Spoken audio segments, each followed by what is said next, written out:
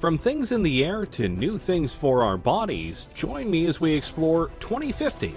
What would be the future technology? What will technology be as we get closer and closer to 2050? Let's start with one that well and truly could happen very soon. Drones. Wait a minute, drones are already here. And yes, they are. But more times than not, the drones you are seeing are small, piloted by people who are just trying to have some fun, or the ones that are used by the military right now for strikes and surveillance. All very fun, but in the future, drones could be an integral part of our daily lives. You've likely seen shows and people talk about how in a few years drones could be the new delivery services. Anything from pizza to Amazon packages and more. And honestly, that's very probable. Drones right now can be incredibly sophisticated, and some TV shows actually use them for sweeping and aerial shots as they film. It's very cool, but to do deliveries, they'd have to be a little bit more programmed, as human error no doubt would be a very big buzzkill. Not that it's impossible right now, it's more of a question of numbers, logistics, costs, and making sure that the deliveries themselves are done in a methodical and careful manner. After all, it's bad enough when delivery people don't care enough about our packages and they just throw them onto the porch and potentially break stuff. The last thing we need is that to happen with drones. But by 2050, we may not only have drones delivering our packages, we might be looking up at the sky and seeing drones flying all over with incredible speeds and accuracy. And they potentially could be all run by AI. The potential is there, and by that point, various upgrades to drones and their programming will no doubt make them all the more efficient, durable, and quick. And potentially, they could go beyond basic deliveries for people and do emergency work. Imagine a drone taking a vital piece of medical material to a hospital to ensure it doesn't get stuck in traffic, or helping watch over an important convoy to let people know on the ground if there's trouble. There are many ways that drones could affect our world. The only question is, will we let them by 2050? Let's keep going with transportation, shall we? Right now, one of the biggest ways to get around the countries we live in are trains. Trains ferry people and all sorts of cargo around in an efficient and reliable manner, which is why they've been in use for hundreds of years. But if we're being honest here, while trains are efficient and reliable in certain ways, they aren't exactly fast, especially when it comes to passenger and freight trains. They can take a long time to get to their destination, and at times, it's more logical to take other modes of transportation, which is why companies are making special kinds of trains that can go much faster. You know of the magnetic trains of Japan, no doubt, but others like the Virgin Hyperloop are trying to push things even farther. Passengers or cargo are loaded into the Hyperloop vehicle and accelerate gradually via electric propulsion through a low-pressure tube. The vehicle floats above the track using magnetic levitation and glides at airline speeds for long distances due to ultra-low aerodynamic drag. Science fiction? Hardly. In fact, the first vehicle of the Hyperloop has already been tested and proven, and some larger tests are being scheduled for the next few years. And if this works, traveling across the country will be much faster. How much faster? The Hyperloop aims to send people shooting across the tubes that they make at a rate of about 600 miles per hour. Which means if they were able to do this across the entire United States from east to west, or vice versa, you could travel across the whole country in about 5 hours, give or take. Considering it would take much longer for a regular train ride or car ride, that's a big improvement. And they're planning to do this with not just people but cargo. Imagine being able to ship something in the morning on the west coast to the east coast and know it will get there before the day ends. That is quite impressive. Plus, the tubes would be built underground as to not disturb wildlife, and they will go and make it in a way where there are no carbon emissions.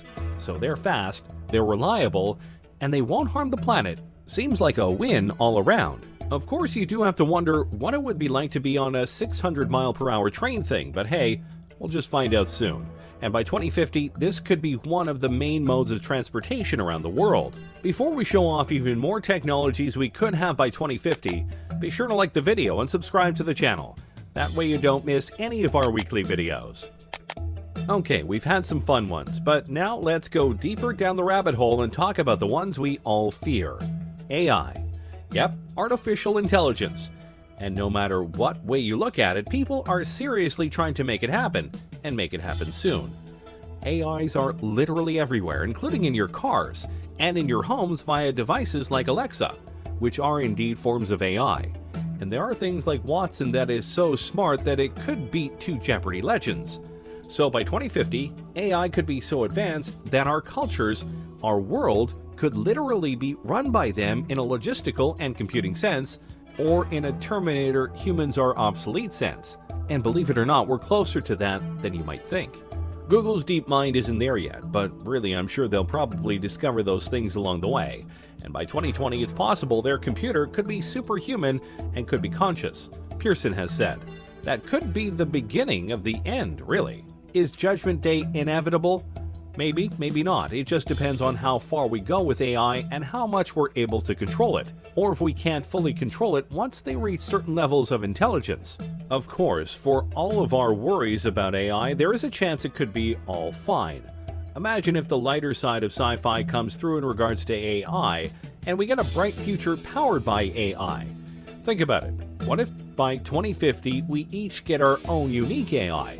We could customize how they sound, how they look, and basically have a BFF that'll help us out in life in various ways. Remind us of things like Alexa, guide us in homework and fields of study, be a being that we can bounce ideas off of, etc. If that form of AI came through, then by 2050 we could live in a utopia where AI helps us be better.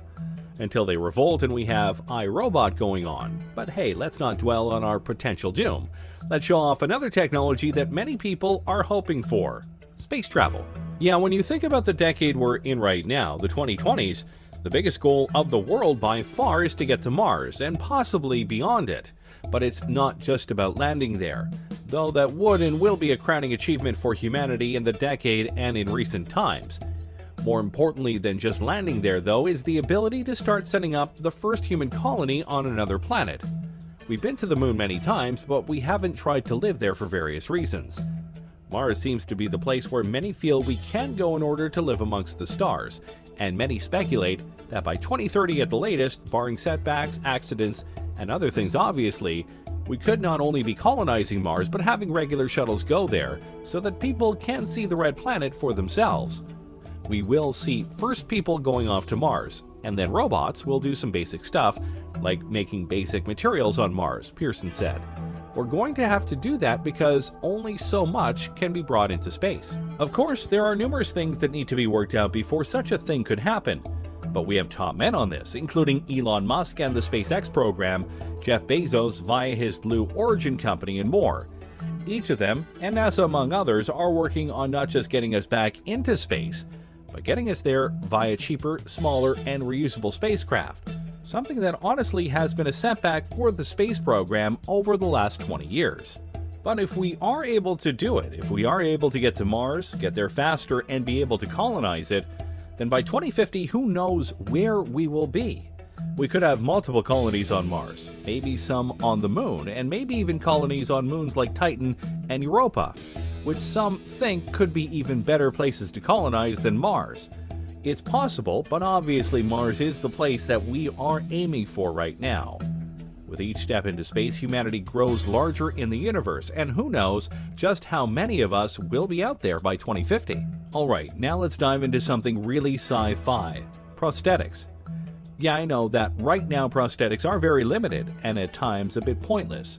But if we were able to fully utilize computer technology to its fullest, and make prosthetics that are fully compatible with the human brain and body, then the sky is the limit. We could enter an age where cyborgs are not just welcome, they're commonplace. And yeah, it may seem like we're far away from that, but we are getting closer to that point. James Young, a 25-year-old biological scientist, has a prosthetic arm, with a personal drone and built-in flashlight. And a French artist is using a prosthetic that doubles as a tattoo gun. That's pretty cool. Imagine if a police officer loses an arm in the line of duty. Usually that would mean the end of his career. But with an advanced prosthetic, he could literally be better than ever if it were advanced enough. The biggest problem with these fake limbs is that most of them are plastic, meant to convey that the arm or leg is still there, and thus still usable. The bridge to cybernetic implants lies in the brain, being able to use the computer tech to sync with the brain and give accurate commands. We haven't fully bridged that gap yet, but when we do, Dang, life is going to get a lot more interesting. And don't forget, these prosthetics could be used in many ways other than helping people with lost limbs. They could be put onto other objects, or potentially even be worn as exoskeletons when needed. Think of it like Jax from Mortal Kombat. Some people could even ask for implants to be put into their arms or legs to give them an extra boost, like TJ Combo from Killer Instinct. 1. I like video games, and they have plenty of cybernetic people. The point is, by 2050, if these things are made, a lot of people won't feel broken or weak anymore because they've lost limbs or the abilities of their arms or legs. They'll be whole again, and be able to do things just like they were before, if not better. And that's a future we should definitely be trying to live for. Now let's go to something a bit more unique. Look at yourself right now. Specifically, look at the clothes you are wearing right now. What are they made of? What do they feel like? What do they look like? Of all of these answers, I bet none of them are, they look like they could give me superpowers, because they can't. Not yet, anyway. Think about it like this. What if the clothes you are wearing right now felt the same, looked the same, but could do more? With the growth of nanotechnology, your clothes could potentially be embodied with various materials or technologies that help you improve your strength, durability, and more. For example, what if you had a shirt on that was light as a feather, but could absorb impacts and leave you with no injuries? That would be pretty impressive and important, especially in this age of gun violence we live in. Or what if the uniforms of firefighters made them completely heat-resistant and burn-proof, further ensuring that they are able to do their jobs without much risk to their lives? The technologies that we can put into clothes is out there, and some people are working on it right now, both in terms of multiple functions, but also cosmetic appeal. Imagine if by 2050 we have the ability to craft whatever kinds of clothes we want, and even select what kind of abilities they have. Imagine you wear a special kind of top that has a special pattern on it, and when you press a button or say a keyword, that pattern unfolds and suddenly you have wings on your outfit. Wouldn't that be cool? If done right, this could be the newest wave of fashion and style in the future. See, the future is hip. I'm sure that last one left you drooling, so let's temper your expectations and talk about school. Yes, it sucks, and learning can be a chore, but in the future it may be a lot more interactive. Over the last decade or so, computers in schools have been a must-have for various courses. But if the advent of virtual reality simulations come through as many expect them to, it could lead to all sorts of innovations in the classrooms that could help kids with what's going on. You could take students to an environment in the past and show them what was happening, like watching a battle taking place, Pearson said. You can explain that sort of thing more easily if they can see it happening than if you are looking at a textbook. Oh yeah, history and geography classes would be much more fun, that's for sure. Or imagine an audiobook, but instead of just an audio, you could see the characters coming to life before your eyes, and you watch them interact with others. Heck, school plays could have projected environments to make things seem more real. And of course, you could have virtual tutors to help you with problems that the teachers aren't able to help with. Education is definitely something that can benefit from advanced technologies, and by 2050, our school systems could be so revolutionized that you have to try really hard to fail class. Though I'm sure some of you would still try. Finally, let's talk about something that I'm sure you'll be horrified to hear. In the future, you likely won't need a phone. I know you're stunned, but think about it. Right now, smartphones are becoming more and more advanced every single year. New features, new programs, etc. But by 2050, your phone won't likely need to exist because you'll have access to it and more via something else. What exactly? That depends on the technology.